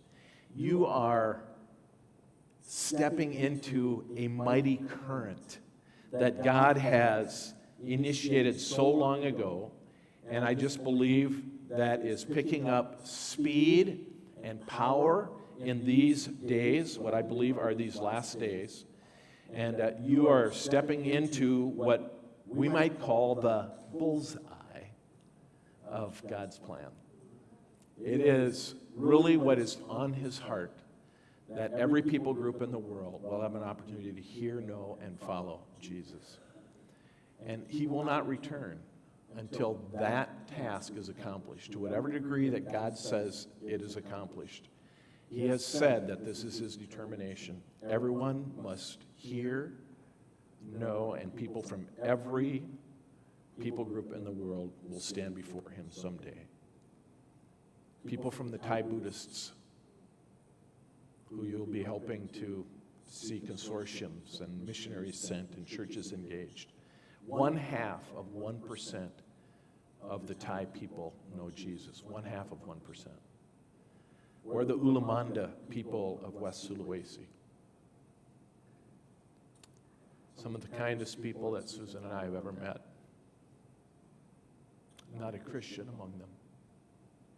They're cultural Muslims. And they will never know of Jesus unless we can send someone in there who can tell them. And Kevin, you're going to be part of helping to see that happen. Or reaching the disillusioned refugees from the Middle East and North Africa who are spreading across Europe and so many other places. You're going to be a part of reaching those people. And the very gentle and very lost Wolof people of West Africa, 5 million Muslims with maybe 100 believers among them, not one church established because none of those believers are close enough proximity to one another to even have a church. And you're going to be part of helping to reach those Wolof people and the other 6,000 UUPGs, unreached people groups, and the 1,200 or so unengaged unreached people groups, which are those who do not have any believers and no one currently working among them to bring them the gospel. Kevin, this is your task. And this is your task. This is your calling as a couple. And it is my confident prayer and hope that God will use you in such amazing and profound ways that together someday we'll fall on our knees and say, thank you, Jesus, for letting us be a part of this. Thank you for taking the leap. Thank you not only for being our friends, but for being our co-workers in this great gospel. We are praying for a gospel movement among every least reached people group in our generation. May it be so.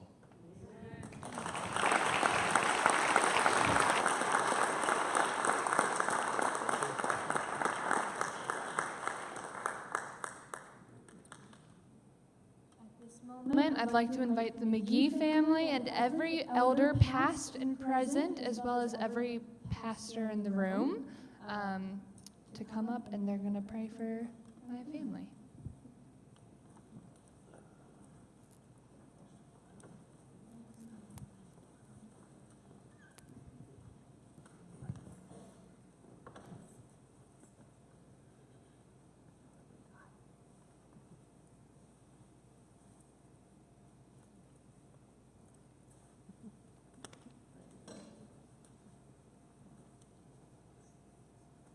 Pray with me.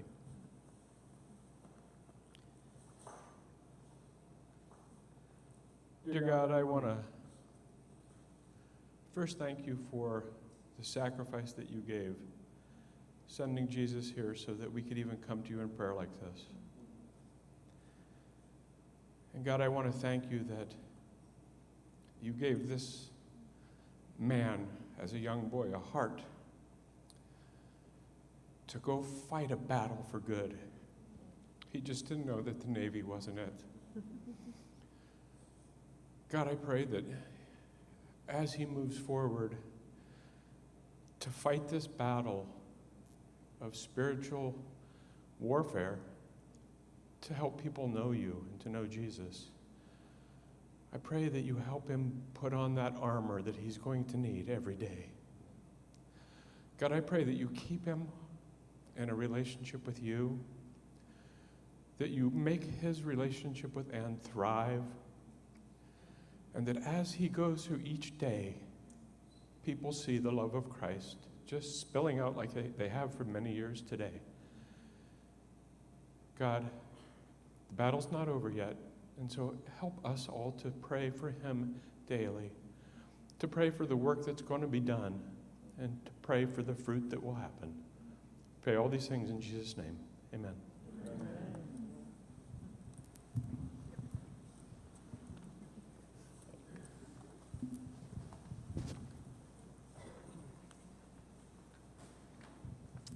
Thank you, Greg.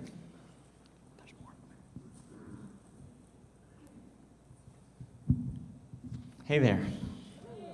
So I asked that this have a feeling like our annual celebrations, and they've succeeded perfectly in that because the annual celebrations almost always ran long. And so I just want to say thank you before we go have ice cream. We'll sing one more song. But first I wanted to thank Andrew and his team for putting this all together. I thought they just did a phenomenal job, so Andrew, thank you.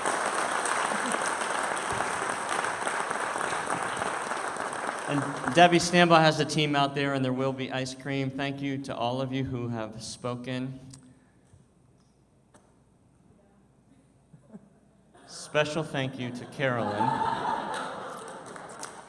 who has interpreted for me every Sunday for decades. Carolyn, we love you. Thank you. You know, it's unfortunate. Sorry. Okay, I could really do something bad here, but I won't. She knows what I'm talking about. Because whatever I say, she has to sign, so I'm not going to do it. But it would really be funny if I did. Okay, so in the Bible, it says we are to honor one another. And so thank you for the honor that you have shared with our family today. But the word glory is different than honor, and glory belongs only to one, and it's not me, and it's not Ann. I was in a Bible study a week ago on Sunday morning with this young church up in Syracuse, New York, in a poor part of Syracuse, and there were these young believers all gathered around, and they're learning the things of Jesus. And the guy who led the Bible study said, okay, now we're going to pray. And I love how he started the prayer. He just said, King Jesus, we're just glad to be here today. And he got it exactly right. And because I've reminded you now for a year, the head of this church has never been me.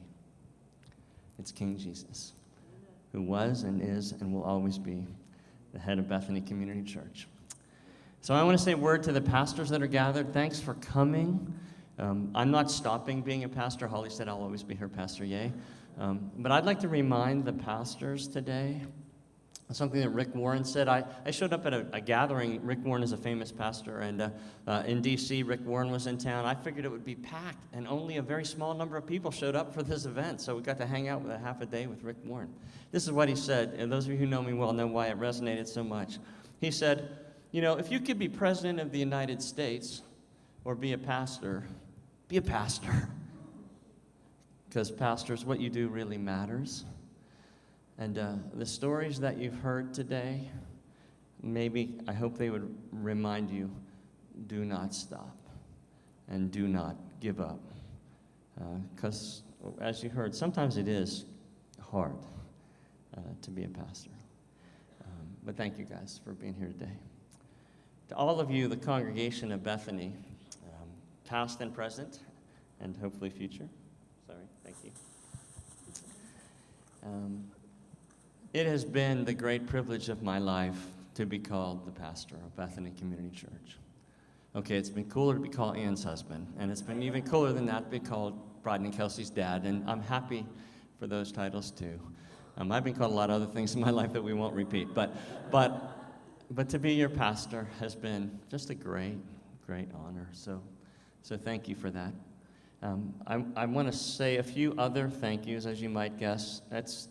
I think God probably put this together. Ivan was in Romans 15. I'd like to go to Romans 16. See, in Romans 16, the Apostle Paul personally commended like 26 different people. I'm only going to do a handful. First to my wife. You know, they talk about women breaking glass ceilings. I kind of have thought about that lately. it's a very apt metaphor. Have you ever broken any glass? I have in many stupid occasions. Once got a big hole in my butt. I mean, I've broken glass a lot of times. And it can be painful, and it can be a bloody mess, quite frankly. And Ann has had to shatter glass ceilings her whole ministry life. To be a woman leader in the evangelical world 30 years ago, there were hardly any.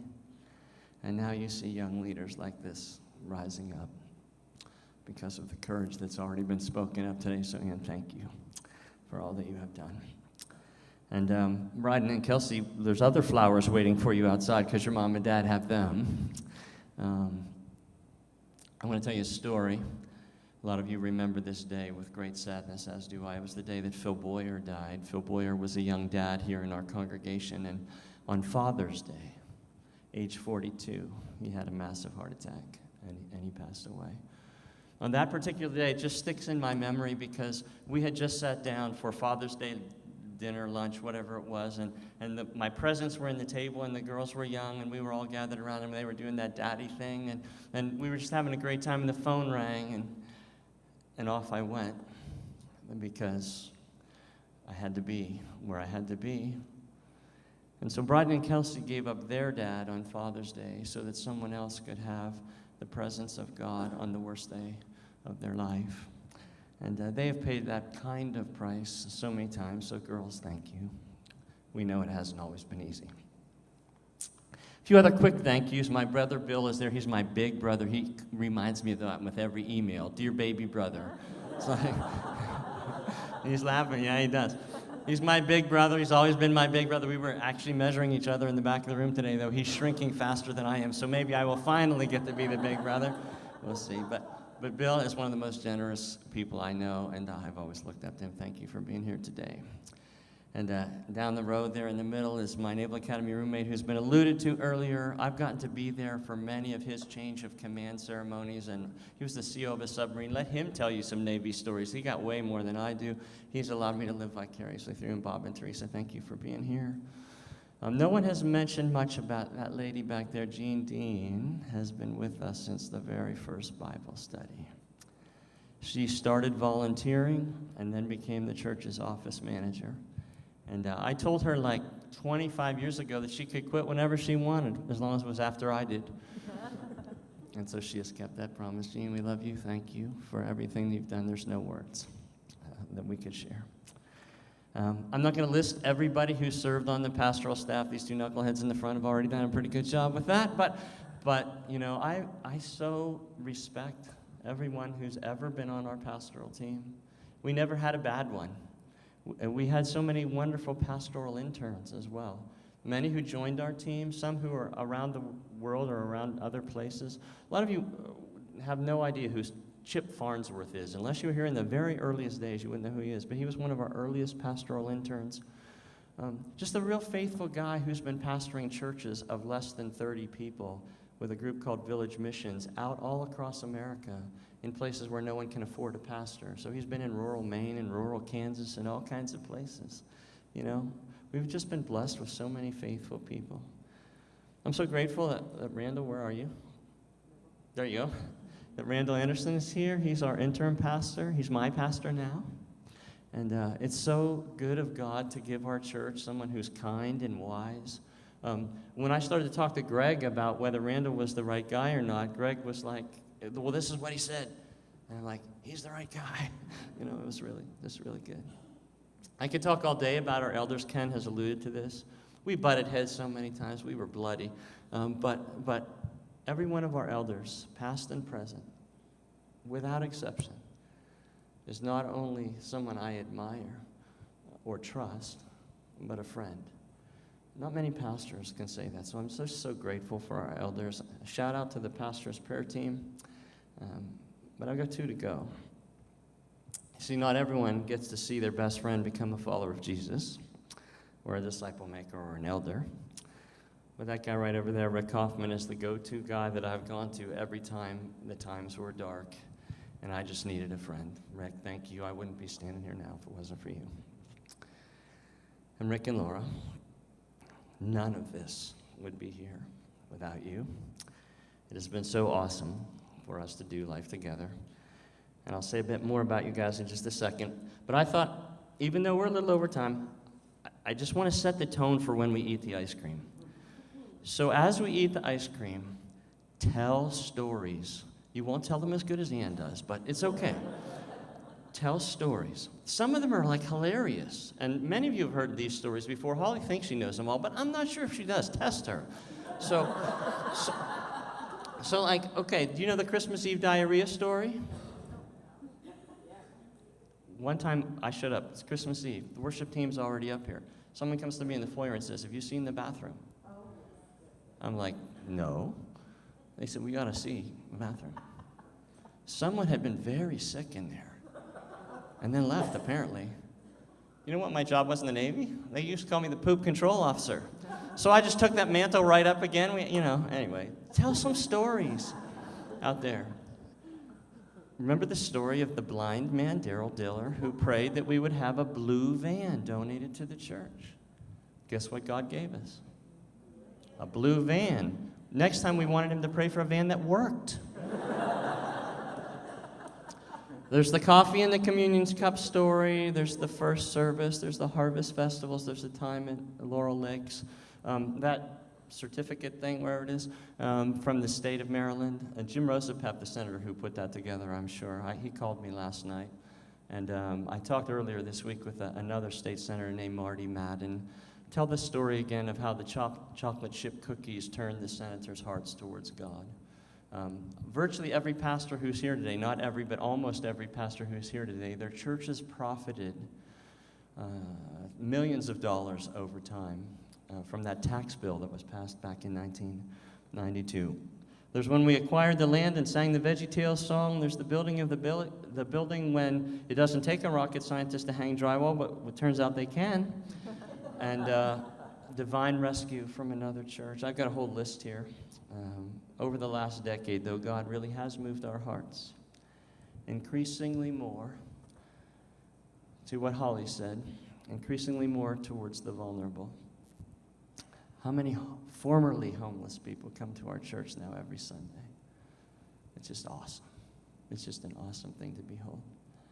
But I believe the new work that God is now doing here at Bethany is to turn our hearts towards that wall. I don't think he just called me. I think he called us. If it hasn't been fully explained to you, that's a list starting alphabetically by country of all of the people in the world who've not heard of Jesus yet. Laura talked for just a half a second about the day that Jason died. On the day that Jason died, as we walked out of the elementary school, and these two dearest of friends were in front of me, and Sharon was beside me, and I don't know if I said it out loud or not, but inside, as my heart was breaking, I said, "God, could we please get serious about the Great Commission?" Because as my new boss said, Jesus won't come back until we get that done. And it is the greatest injustice of our day that almost a third of the people in the world have no chance whatsoever to know the name of Jesus. Ivan and I were at a conference together, several of us were there a couple of weeks ago, where we found out that 97% of the people in the world can get a Coca-Cola. But a third of the people can't hear about Jesus. And so we got to fix that. We got to do something about that. So I had no idea when I prayed that angry prayer the day that Jason died, "God, could we please get serious about the Great Commission?" that my friend would 3 years later ask me to take a walk. And then, by the way, you haven't been introduced yet to Gary Hunter, who's the other part of our 3-person team. By the way, I wouldn't test Gary on the knowledge of all those countries out there, because he has traveled over 2 million miles with United Airlines, and he's been everywhere. But the three of us sat down together, and they asked me to leave the room, and when I came back, they asked me to do this new job, to be the director of U.S. engagement, we call it now. But what they were really asking me to do was to ask the churches of America to get serious about the Great Commission. They were literally asking me to be a part of the answer to the deepest prayer, perhaps, I have ever prayed. And so I said yes. And so, Ivan, I'm reporting for duty. There's some guys on our team that have nicknamed me the Admiral. I'm not discouraging that.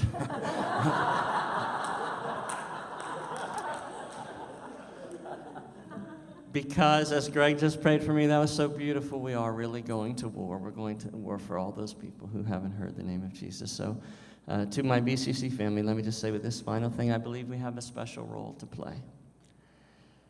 I believe that God has called this unique church to model inclusion as deaf and hearing worship together. I believe He has called us to model sacrifice as you send out not only your senior pastor, but send out others who will follow me. I raced into the room last night and told Ann, I've got 2 really encouraging emails today. 2 other places where I preached, 2 other churches where I've preached have now had people come forward saying they want to be missionaries with Converge. We get to go all over the place now and see people join the cause. And so if anybody's going to join the cause, I hope it's you, who are our dearest friends. So Ivan's going to preach tomorrow. You better be back. By the way, this is no get out of jail, get out of church free card by being here today. I expect all of you back here tomorrow unless you're preaching somewhere else. But by the time Ivan's done tomorrow, here's my prayer. My prayer is that you will go from being excited for me to being excited with me. Because the task is great, but He has called us to this very important thing, and He has called us together. So I'll end today the way I ended the last time I preached up here. Bethany friends, the things that you've heard me say in the presence of many witnesses, these you entrust to faithful women and faithful men who can teach others also. Let's go and make some disciples. We're going to end this service as we've ended so many. Andrew, come on. We're going to have the team stand and lead us as we worship the King. Stand with us as we sing.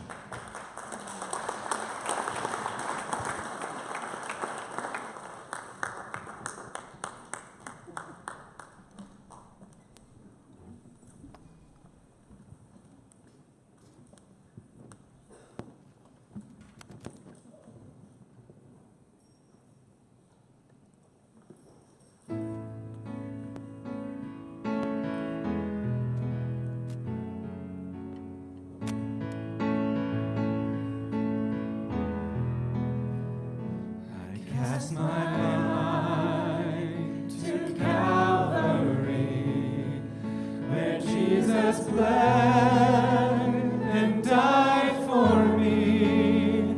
I see His wounds, His hands, His feet, my Savior on that cursed tree.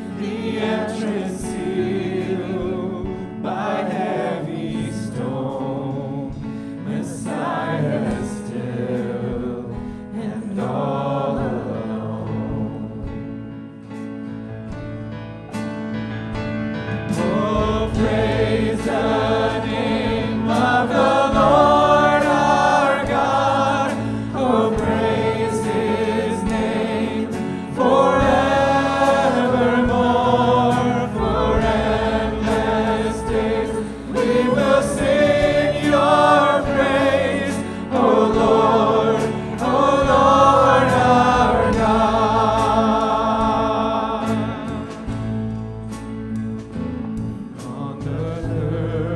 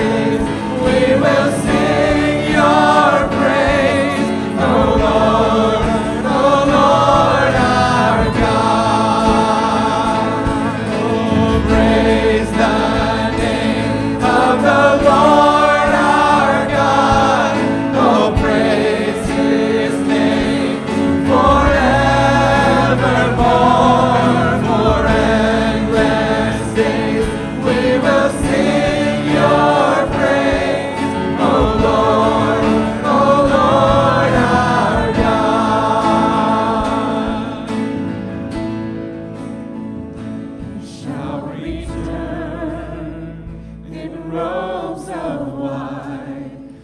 The blazing sun shall pierce the night, and I will rise among the saints, my gaze transfixed on Jesus' face.